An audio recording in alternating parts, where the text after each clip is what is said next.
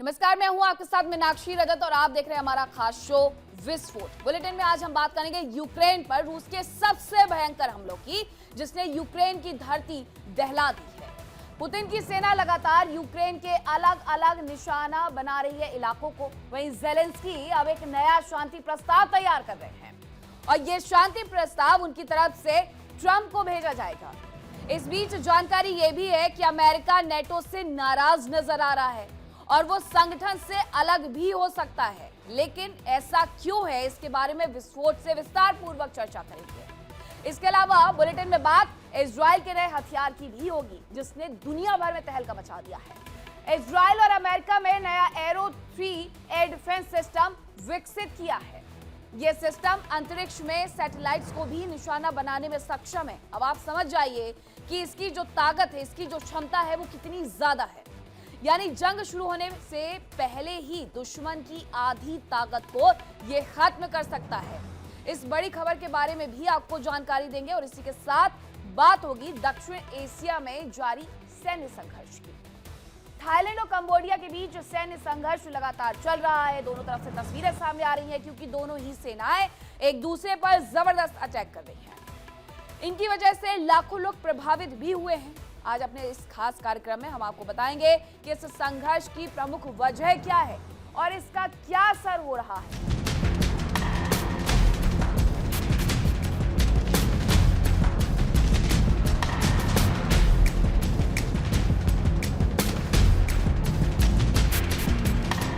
और अब करते हैं विस्फोट की शुरुआत। तो सबसे पहली खबर आपको रूस से जुड़ी हुई बताते हैं, जहां रूस के सबसे बड़े केमिकल प्लांट पर अटैक किया गया है। नोविगोरोड के केमिकल प्लांट पर यह हमला किया गया है। यह जानकारी मिल रही है अब तक की ये सबसे बड़ी खबर और सबसे बड़ा हमला रूस के सबसे बड़े केमिकल प्लांट पर जो अटैक हुआ है उससे जुड़ी हुई नजर आ रही है।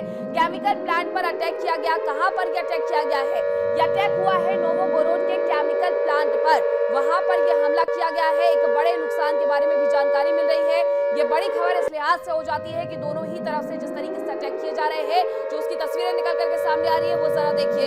ये तस्वीरें देखिए कि किस तरीके से जो ये ड्रोन अटैक किया गया है, उसके बाद इस शहर में ये पूरी जगह धुआं हो गई है। यहाँ से आपको उड़ता हुआ सिर्फ और सिर्फ धुएं का गुबार नजर आ जाएगा। और ये जो हमला हुआ है वो केमिकल प्लांट पर हमला हुआ है। ये अब तक का सबसे बड़ा हमला भी बताया जा रहा है कि नोविगोरोड के केमिकल प्लांट पर ये अब तक का सबसे बड़ा हमला हुआ है। इस तरफ आप देखेंगे आपको पूरी रिहायशी बिल्डिंगें नजर आ जाएंगी और इस तरफ जो केमिकल फैक्ट्री है उसे पूरी तरीके से नेस्तनाबूद करने की जो कोशिश है वो की गई है और इसमें सफलता भी मिली है। वहीं एक और जानकारी निकल करके सामने आ रही है, यूक्रेन का रूस पर बड़ा हमला देखने को मिला है। ये हमला हुआ है कलुगा में, ये हमला कलुगा में हुआ है। ये दो जानकारी हम आपको बता रहे हैं कि किस तरीके से जो अटैक है वो दोनों ही तरफ से चल रहे हैं। यूक्रेन ने अब रूस पर बड़ा हमला कर दिया है। कलुगा में यह अटैक किया गया, जिसके बाद ब्लैकआउट हो गया है। बेलगोरोद में यूक्रेनी सेना का अटैक देखने को मिला है। दो जानकारियां, जहां एक तरफ केमिकल फैक्ट्री को निशाना बनाया गया तो दूसरी तरफ कलुगा में अटैक के बाद ब्लैकआउट जैसी स्थिति हो गई है। यूक्रेन का रूस पर यह बड़ा हमला देखने को मिला कलुगा में, जहां अटैक के बाद ब्लैकआउट हो गया। बेलगोरोद में यूक्रेनी सेना का यह अटैक देखने को मिला है। दोनों ही तरफ से यह हमले की जो फ्रीक्वेंसी है वो लगातार उसी तरीके से मेंटेन की जा रही है जैसे पहले 2022 में की जा रही है। रूस और यूक्रेन के बीच जारी संघर्ष के 4 साल पूरे होने जा रहे हैं, लेकिन इस समय जंग का सबसे भयंकर रूप सामने आ गया है। रूसी सेना ने यूक्रेन पर हमले बहुत ज्यादा तेज कर दिए हैं। इस बीच जानकारी ये भी है कि ज़ेलेंस्की एक नया शांति प्रस्ताव ट्रंप को भेज सकते हैं। खबर ये भी आ रही है कि अमेरिका नेटो संगठन से हट सकता है और यूरोप की चिंताएं भी बढ़ सकती हैं।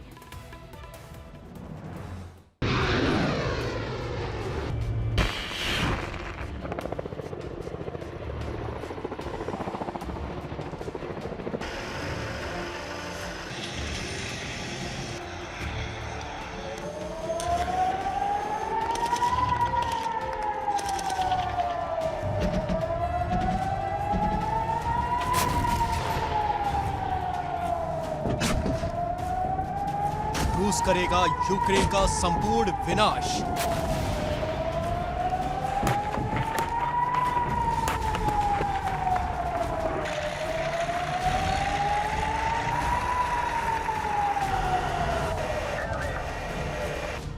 ज़ेलेंस्की देंगे ट्रंप को शांति प्रस्ताव।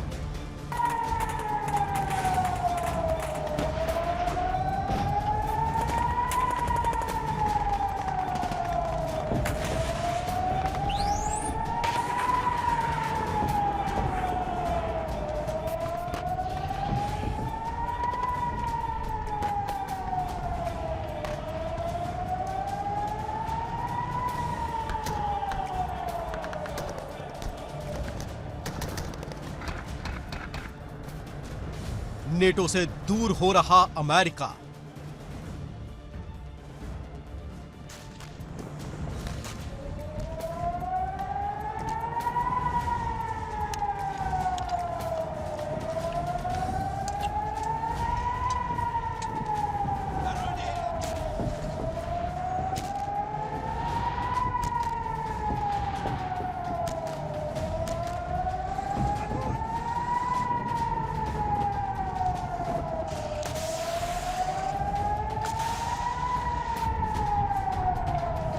रूस की सेना यूक्रेन पर जबरदस्त हमले कर रही है। रूसी बारूद की बारिश से यूक्रेन का जर्रा जर्रा दहल रहा है।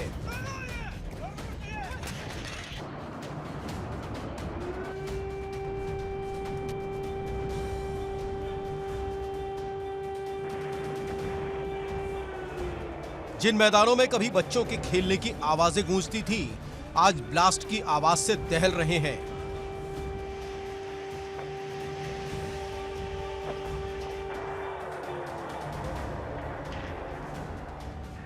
जो खेत कभी दुनिया के एक बड़े हिस्से की भूख मिटाते थे, आज तबाही की गवाही दे रहे हैं।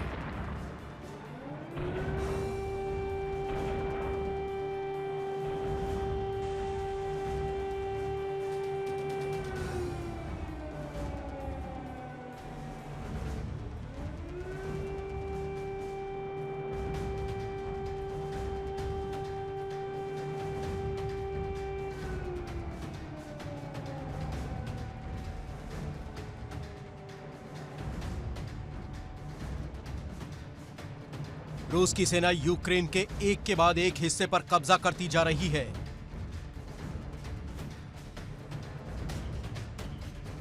रूस की नेवी, आर्मी और एयरफोर्स के कोऑर्डिनेटेड हमले यूक्रेनी सेना के लिए सिरदर्द बनते जा रहे हैं।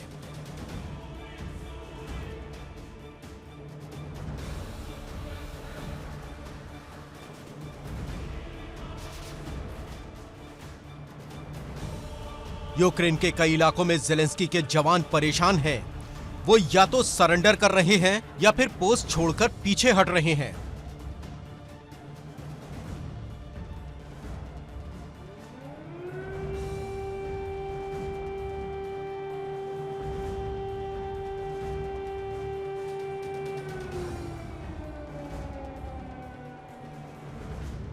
खबरों के मुताबिक रूसी सेना ने ओडिशा में भीषण हमले किए।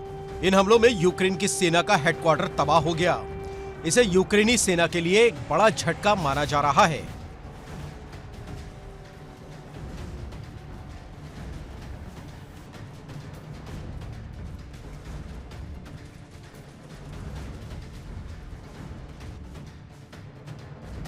इसके अलावा रूसी सेना ने सूमी में भी जबरदस्त अटैक किया। इस अटैक में ड्रोन सेंटर बर्बाद हो गया।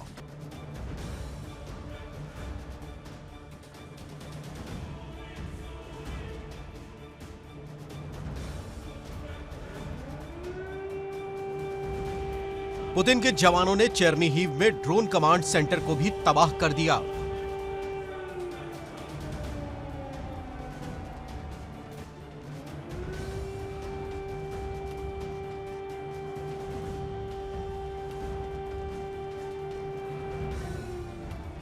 पुतिन की सेना अब तक यूक्रेन के करीब 20% हिस्से पर अपना झंडा लहरा चुकी है।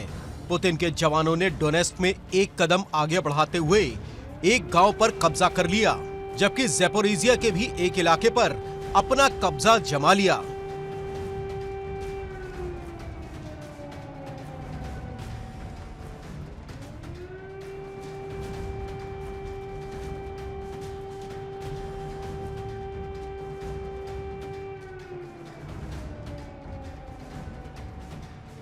बताया जा रहा है कि करीब 80 ड्रोन यूक्रेन पर फायर किए गए।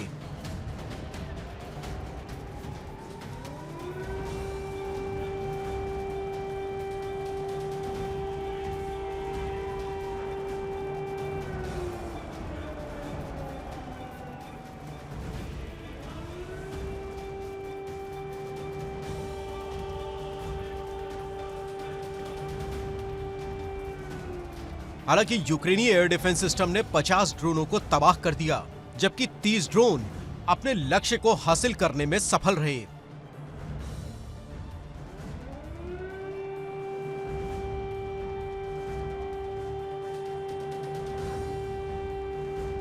इन्होंने यूक्रेन के 7 इलाकों में भारी तबाही मचाई। रूसी सेना नीपर नदी के पूर्वी हिस्से पर कब्जा करने की कोशिशों में लगातार जुटी है। इनमें चेर्निहिव, सूमी, पोल्तावा, खार्किव, डोनेत्स्क, ज़ैपोरिज़िया शामिल हैं।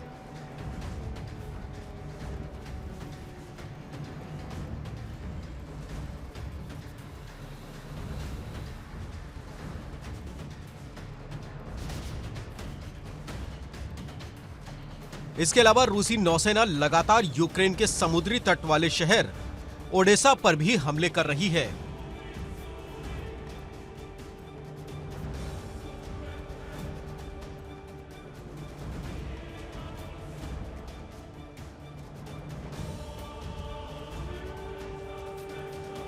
रूस की रणनीति है कि ओडेसा और आसपास के इलाकों पर कब्जा करके यूक्रेन को एक लैंडलॉक देश बना दिया जाए, ताकि वो समुद्र के जरिए व्यापार के लिए दूसरे देशों पर निर्भर हो जाए।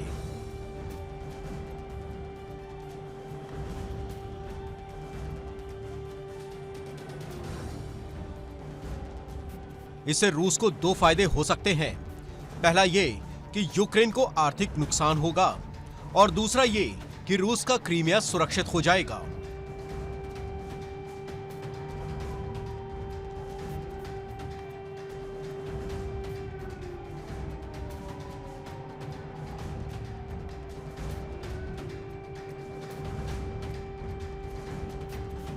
रूसी सेना के हमलों को देखकर ऐसा लग रहा है जैसे पुतिन ने उन्हें खुली छूट दे रखी हो।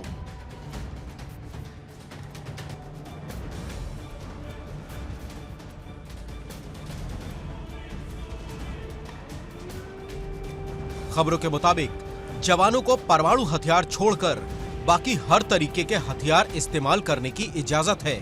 बस उन्हें यूक्रेन के ज्यादा से ज्यादा इलाके पर कब्जा करना है, ताकि बातचीत की टेबल पर रूस का पक्ष मजबूत रहे।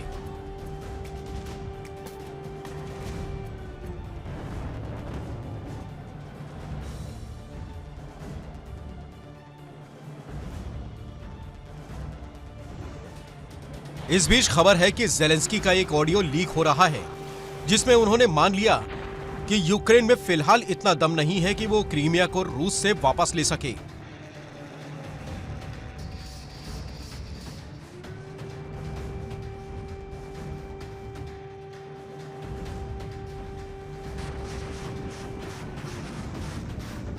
इस बीच यूक्रेन के ड्रोन और मिसाइलें भी रूस के एनर्जी सेक्टर, तेल डिपो और नागरिक इंफ्रास्ट्रक्चर को निशाना बना रहे हैं।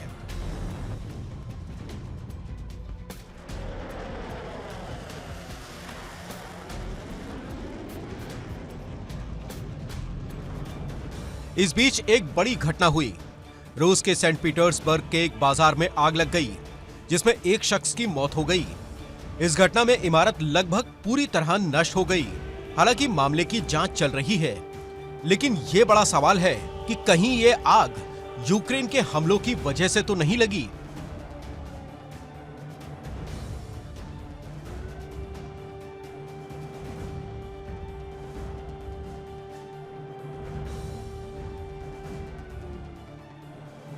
एक ओर जहां जंग के मैदान में मौत बरस रही है, तो वहीं दूसरी ओर बातचीत के जरिए विवाद सुलझाने की कोशिशें भी की जा रही हैं।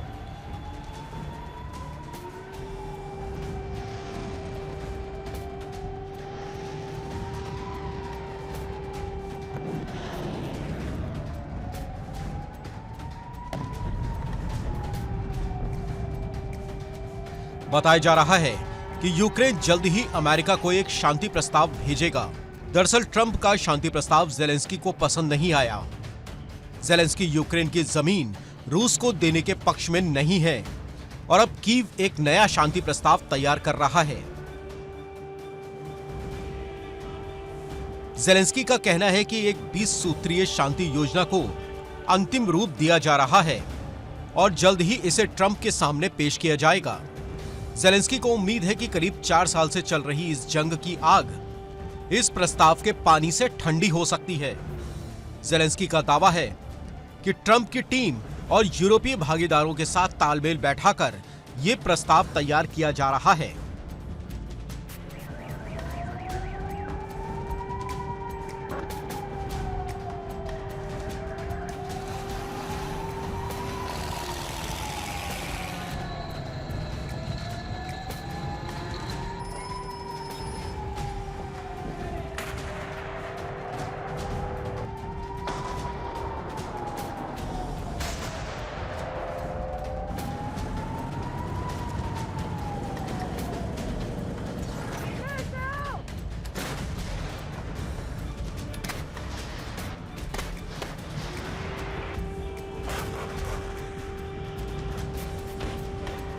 उधर खबर है कि ट्रंप नेटो देशों से नाराज है और यही वजह है कि अब अमेरिका नेटो से हट सकता है।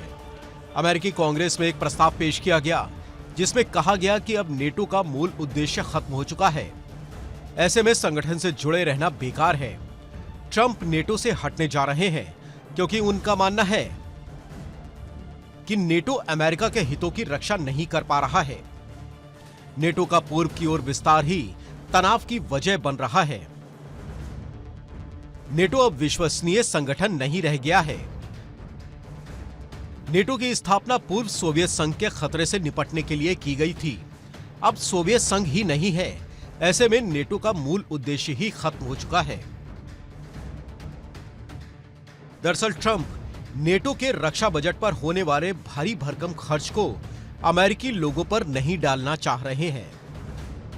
हालांकि इसके पीछे की एक बड़ी वजह है कि ट्रंप मान रहे हैं कि अमेरिका के पैसों से अपनी हिफाजत करने वाले नेटो देश अब यूक्रेन के शांति समझौता मानने की राह में सबसे बड़ा रोड़ा बने हुए हैं।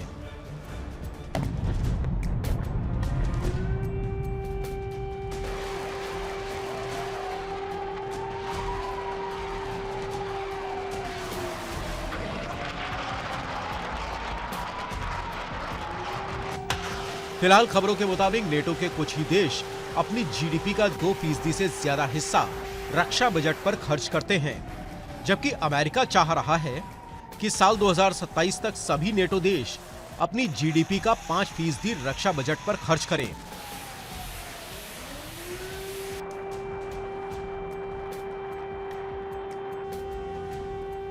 जाहिर है कि अमेरिका के इस कदम से नेटो के टूटने की आहट सुनाई पड़ रही है और बिना अमेरिका के नेटो का अस्तित्व ही नहीं बच सकता।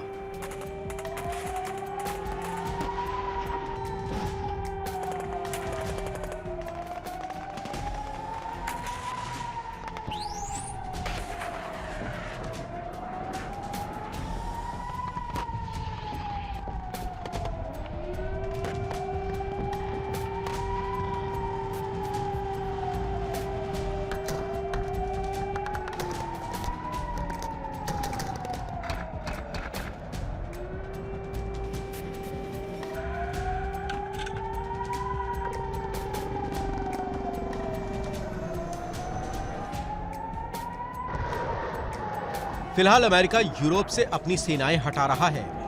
अब तक यूरोप में तैनात रहे एयरक्राफ्ट कैरियर यूएसएस जेराल्ड को कैरिबियन सी में भेजा गया है।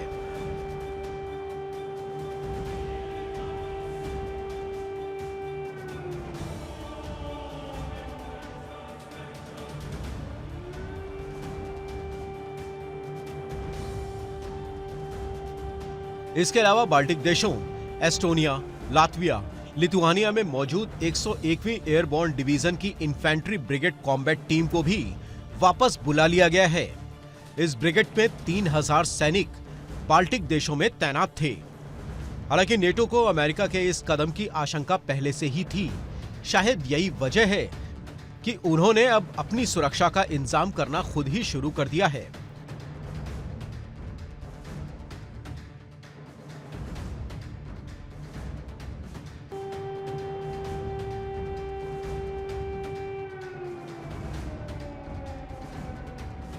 जर्मनी टॉरस मिसाइलों का उत्पादन बढ़ा रहा है, साथ ही उन्हें अपग्रेड करने पर भी जोर दिया जा रहा है। माना जा रहा है कि अपग्रेडेशन के बाद इनकी मारक क्षमता 1000 किलोमीटर हो सकती है। इसके अलावा फिनलैंड में एंटी ड्रोन जैमर लगाने की तैयारी की जा रही है।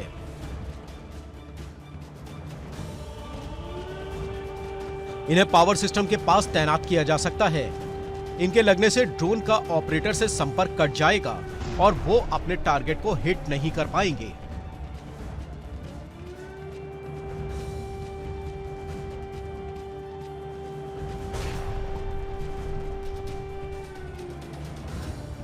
इस बीच यूरोप को आशंका है कि रूस उनके खिलाफ हाइब्रिड हमले कर सकता है, यानी सीधे जंग नहीं करके नागरिकों को परेशान करने वाले हमले किए जा सकते हैं। इनमें ट्रेनों को पटरी से उतारना, बांधों के गेट खोलकर बाढ़ जैसे हालात पैदा करना। उधर बेलारूस में परमाणु हथियारों से लैस ओरेशनिक मिसाइलों की तैनाती से भी यूरोप में तनाव है। फिलहाल इस जंग का सबसे खूंखार चेहरा सामने आ रहा है। बातचीत की कोशिशें भी जारी हैं, लेकिन ये कितनी कामयाब होंगी ये तो वक्त ही बताएगा। इस बीच आम लोग परेशान हैं और उनकी सुनने वाला कोई नहीं।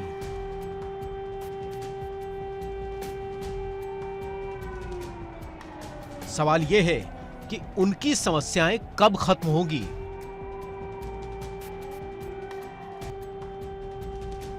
Bureau report, India daily. अब खबर राफा इलाके से जुड़ी हुई है, जो कि बॉर्डर है इजिप्ट का और गाजा के साथ ये बॉर्डर शेयर होता है। राफा इलाके में इजराइल का दरअसल एक्शन देखने को मिल रहा है।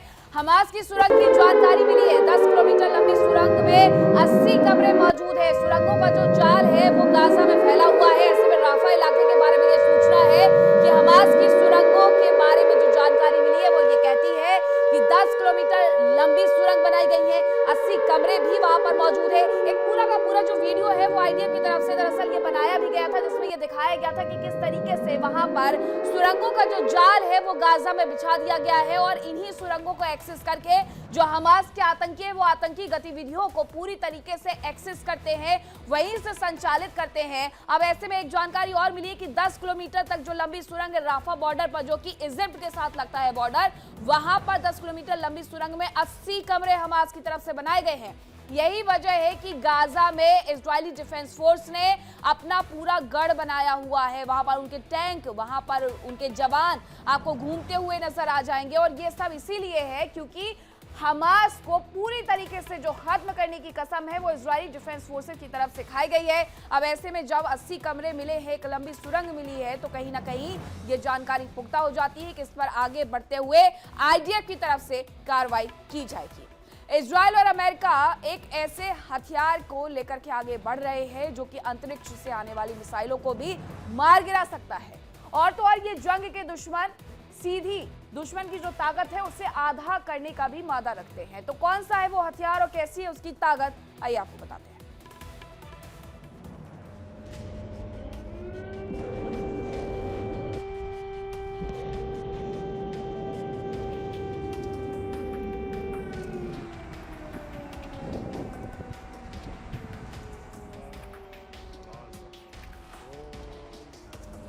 यूएस इजराइल का नया हथियार।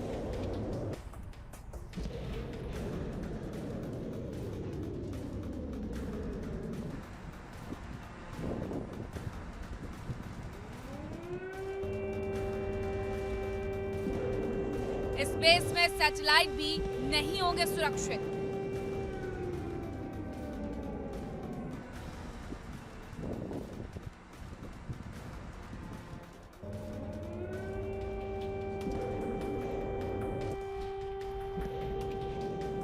ईरान के ड्रोन भी होंगे नाकाम।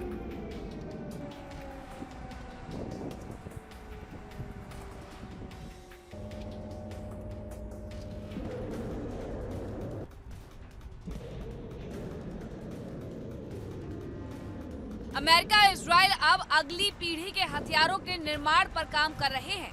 अब तक का सबसे आधुनिक हथियार ड्रोन माना जाता है, जो बिना किसी पायलट के अपने लक्ष्य पर सटीक हमले कर सकता है।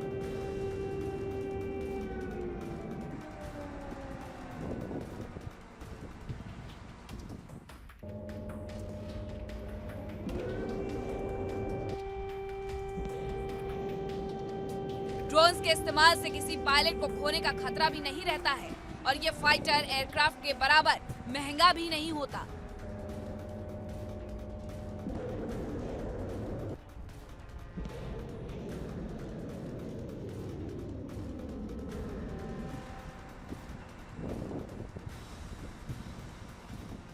यानी कम पैसों में दुश्मन का बहुत ज्यादा नुकसान करने की क्षमता रखता है।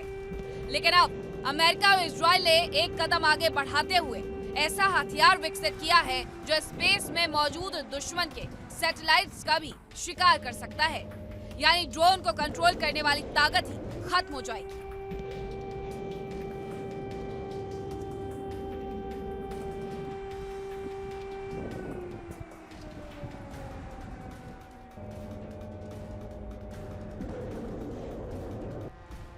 सैटेलाइट के जरिए ही सेना की टुकड़ियों के बीच कम्युनिकेशन होता है।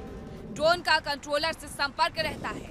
जीपीएस से लैस मिसाइलें अपने टारगेट को आसानी से ढूंढ लेती है। लेकिन अगर ये सैटेलाइट ही नष्ट हो जाए तो दुश्मन को जंग शुरू होने से पहले ही हराया जा सकता है।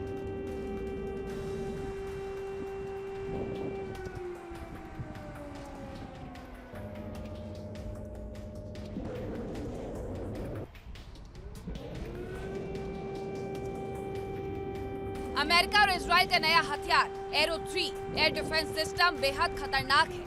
हिट टू किल टेक्निक पर काम करने वाला ये एयर डिफेंस सिस्टम से दागी गई मिसाइल पृथ्वी से करीब 100 किलोमीटर ऊपर दुश्मन की बैलिस्टिक मिसाइलों को नष्ट कर सकती है, जबकि 2400 किलोमीटर तक की मारक क्षमता और हाइपरसोनिक गति वाला यह सिस्टम एंटी सैटेलाइट हथियार के रूप में भी काम कर सकता है।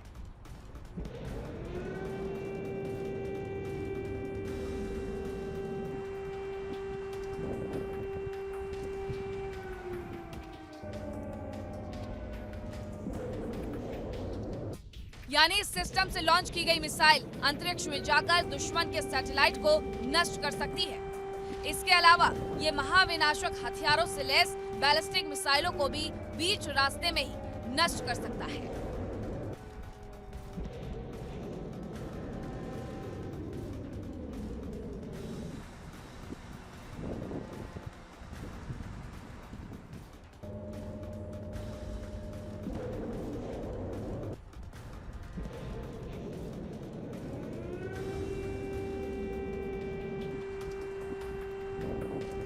ये missile system hit to kill technique का इस्तेमाल करती है। यानी इसमें कोई विस्फोटक वॉरहेड नहीं होता है।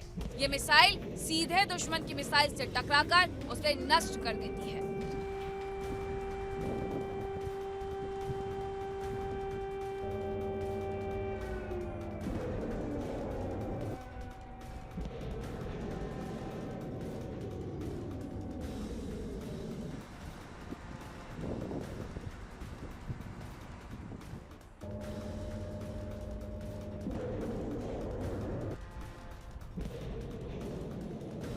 इस सिस्टम से दागी गई मिसाइलों की रफ्तार आवाज की गति से करीब 5 गुना होती है।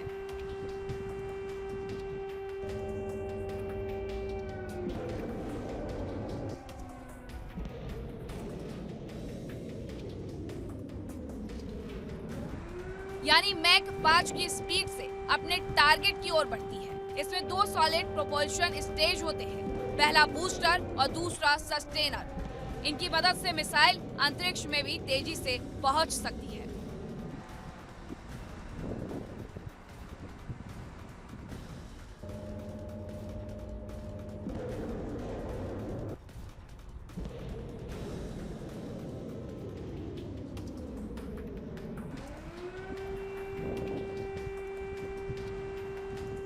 हालांकि इतनी खूबियां होने के बावजूद इनमें कुछ कमियां भी हैं।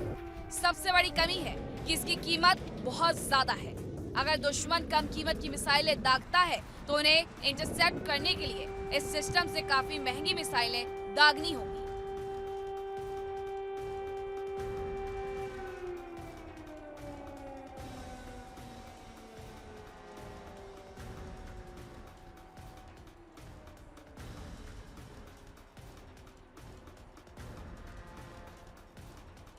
अब तक रूस का S-500 एयर डिफेंस सिस्टम ही बेहद खतरनाक माना जा रहा था। इस 500 एयर डिफेंस सिस्टम की मिसाइलें ही लगभग अंतरिक्ष में जाकर दुश्मनों की मिसाइलों को नष्ट कर सकती थी।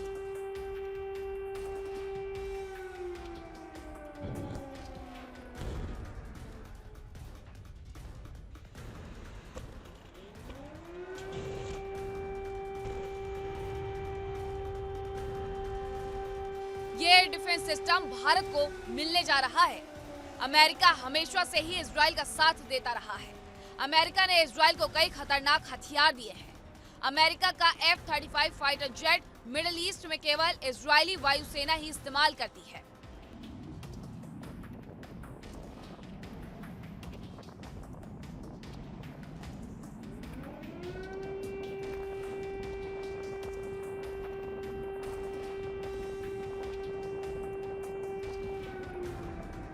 हालांकि अमेरिका ने सऊदी अरब को F-35 देने की डील की है, लेकिन खबर है कि ये विमान उतने उन्नत नहीं होंगे जितने इजराइल को दिए गए विमान हैं।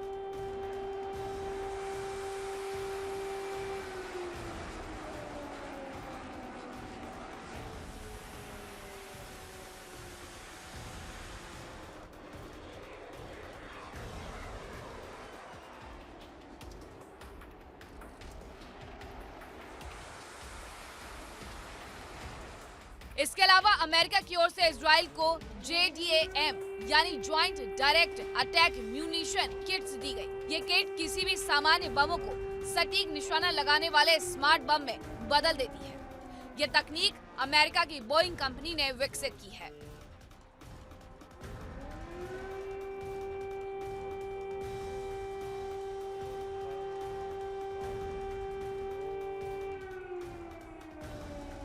JDAM किट को सामान्य बमों जैसे MK-82 या BLU-109 पर लगाया जाता है। इसमें GPS और इनर्शियल नेविगेशन सिस्टम यानी INS होता है, जो बम को सटीक निशाने तक पहुंचाता है।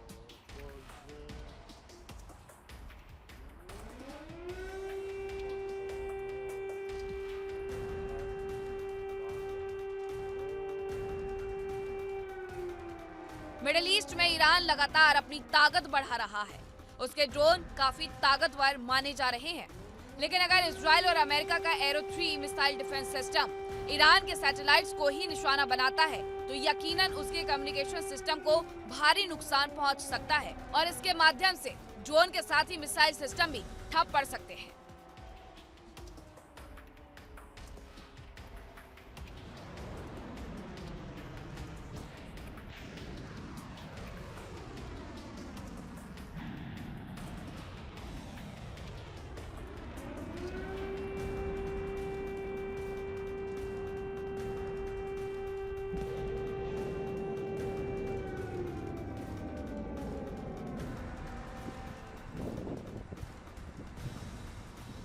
जाहिर है कि मिडिल ईस्ट में धाक जमाने की कोशिशों में जुटे ईरान, तुर्की और सऊदी अरब जैसे देशों को इजराइल के इस हथियार से बड़ा झटका लग सकता है, क्योंकि इस हथियार के इस्तेमाल से उनकी ताकत एक झटके में आधी रह जाएगी। लेकिन इस खबर ने ही मिडिल ईस्ट में खलबली मचाना शुरू कर दिया है।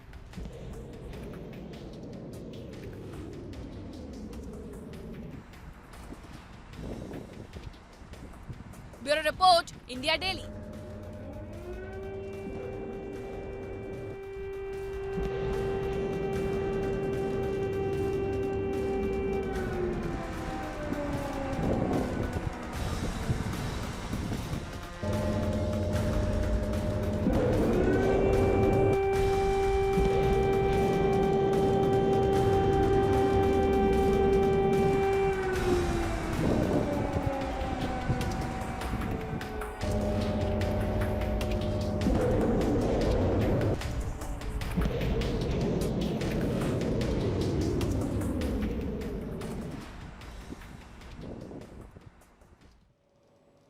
तो आपने एरो 3 एयर डिफेंस सिस्टम के बारे में जान लिया। अब आपको बताते हैं कि आखिरकार ये कितना ज्यादा खतरनाक है और इसकी खासियत क्या है।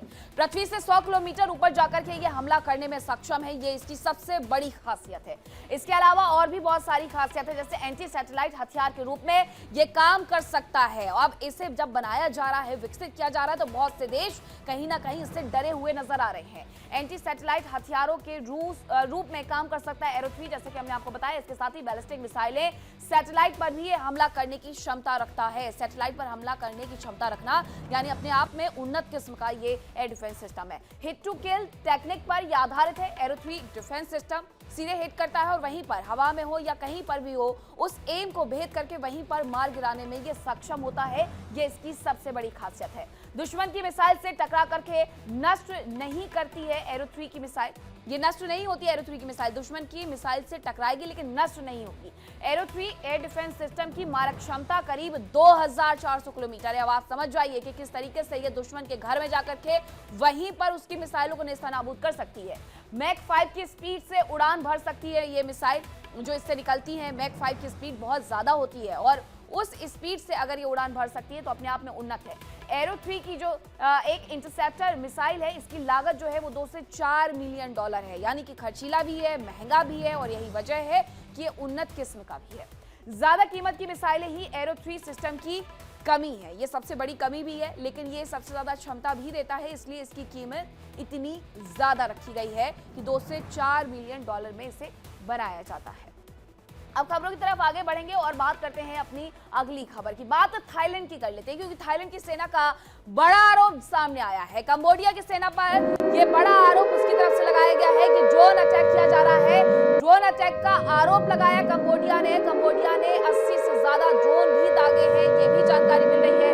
ये तस्वीरें देखिए और ये खबर देखिए। कंबोडिया की सेना पर यह आरोप लगा है कि उसने 80 से ज्यादा ड्रोन दागे हैं। थाईलैंड की सेना ने यह बड़ा आरोप लगाया है। अब ये जगह देखिए जहां पर ये ड्रोन से मिसाइलें जो है वो या फिर जो ड्रोन है वो सब कुछ दागे गए हैं। उसके बाद ये जो पूरी जगह है वो किस तरीके से इसे नुकसान पहुंचता है उसकी तस्वीरें निकल करके सामने आती हैं। कंबोडिया और थाईलैंड में एक लंबे समय से वॉर चल रहा है। हालांकि सीज फायर हुआ था लेकिन एक बार फिर से जो ये युद्ध है वो भड़क गया है।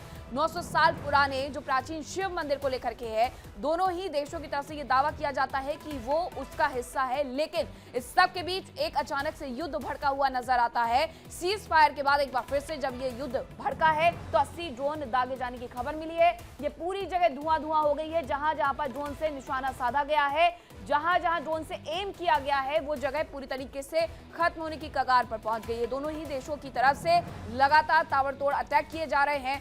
अब कंबोडिया पर यह आरोप लगा है कि उसने 80 ड्रोन से एक साथ 80 ड्रोन भेज करके अगर हमला किया है तो यह हमला अपने आप में बड़ा हो जाता है।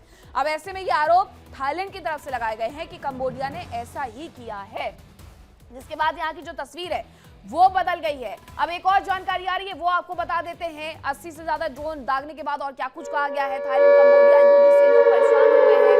ये जानकारी भी मिल रही है कि इस युद्ध की वजह से लोग परेशान हैं क्योंकि उन्हें ही सबसे ज्यादा इसकी वजह से प्रभावित होना पड़ता है। 6 लाख लोगों ने अपना घर छोड़ दिया है।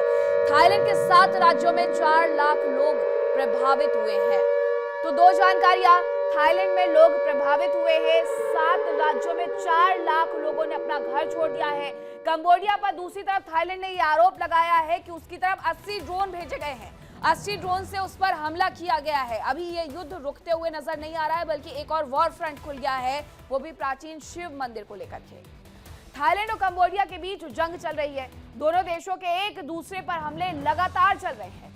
सैन्य संघर्ष अब और ज्यादा खतरनाक होता जा रहा है। लेकिन इस बीच अमेरिका के राष्ट्रपति ट्रंप ने दरअसल बड़ा दावा कर दिया है। उनकी तरफ से दोनों देशों में हालात और संघर्ष से जुड़ा जो दावा किया गया है उसे सुनकर के आप भी चौंक जाएंगे। ऐसा क्यों कह रही हूं, इस रिपोर्ट में समझिए।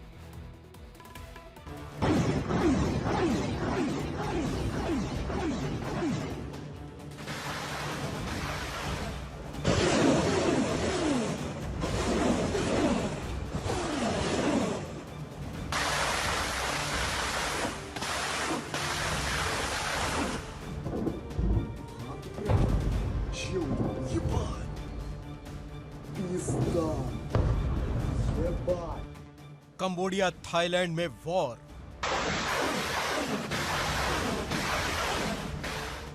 दिल दहलाती तोपों की दहाड़।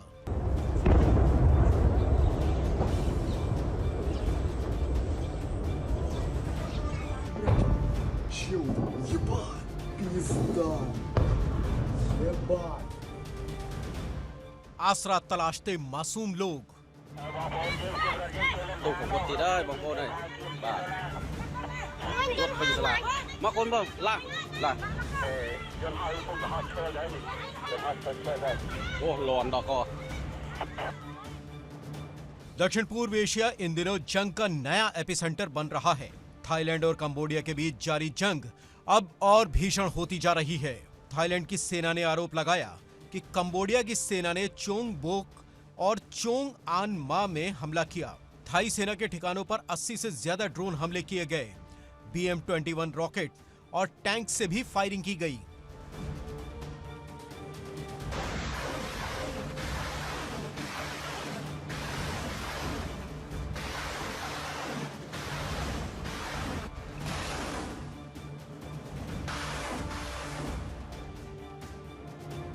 थाई सेना ने भी कंबोडिया के हमलों का जबरदस्त जवाब दिया।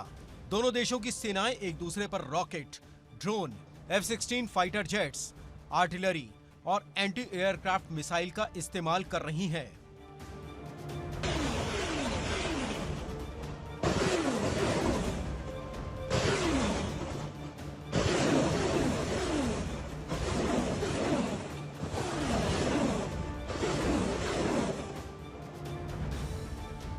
खबर है कि थाई सेना के F-16 विमानों ने यूनेस्को विश्व धरोहर स्थल प्रेह विहार मंदिर समेत कई जगहों पर हमले किए।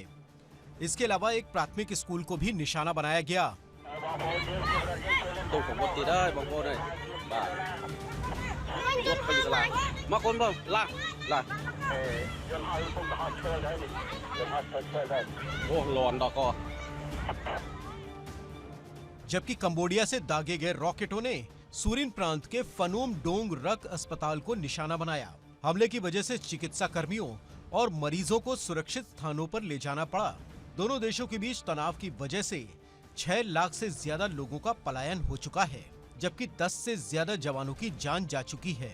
थाईलैंड का कहना है कि 7 प्रांतों में 4 लाख से ज्यादा लोगों को सुरक्षित जगहों पर पहुंचाया गया है।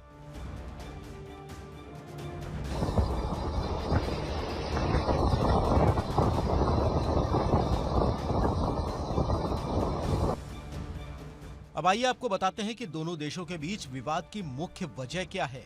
थाईलैंड और कंबोडिया के बीच लंबे समय से प्रीह विहेर और तामुएन थॉम जैसे प्राचीन मंदिरों को लेकर सीमा विवाद है। ये मंदिर दोनों देशों की सीमा के बिल्कुल पास स्थित हैं और आसपास की जमीन पर दोनों देश अपना अपना दावा करते हैं।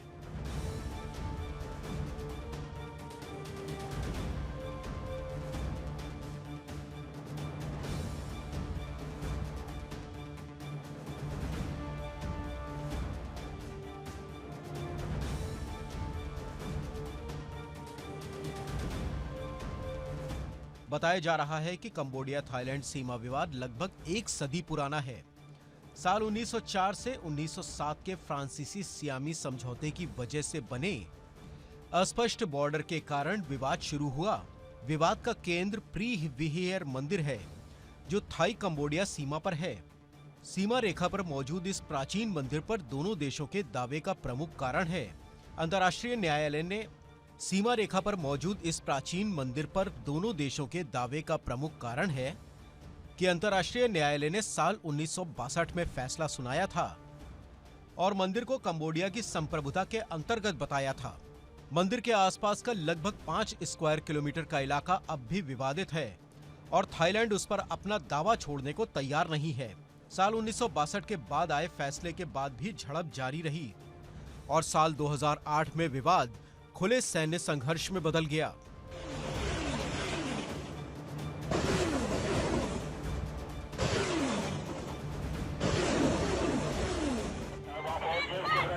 ตู้ผมก็ตีได้บางคนเลยบ้าลดไปอยู่ล่างมาคนบ่ล่าง खबरों के मुताबिक अमेरिकी राष्ट्रपति ट्रंप का दावा है कि थाईलैंड और कंबोडिया के बीच सैन्य संघर्ष को वो रुकवा सकते हैं। उनका कहना है कि वो दोनों शक्तिशाली देशों के बीच जारी संघर्ष को एक फोन से रुकवा सकते हैं।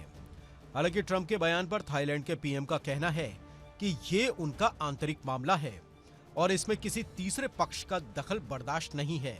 फिलहाल दोनों देशों की सेनाएं एक दूसरे पर हमले कर रही हैं। तोपें और बंदूकें आग उगल रही हैं।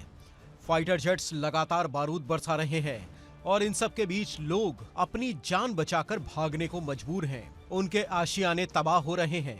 जमीन पर खिंची महज कुछ लकीरों के तनाव में उनकी जिंदगी तबाह हो रही है, लेकिन उनकी सुनने वाला कोई नहीं है।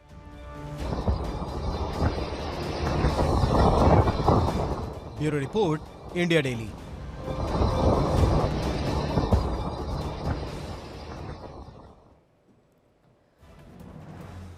और विस्फोट में आज के लिए इतना ही। कल फिर होगी मुलाकात कुछ नई खबरों के साथ।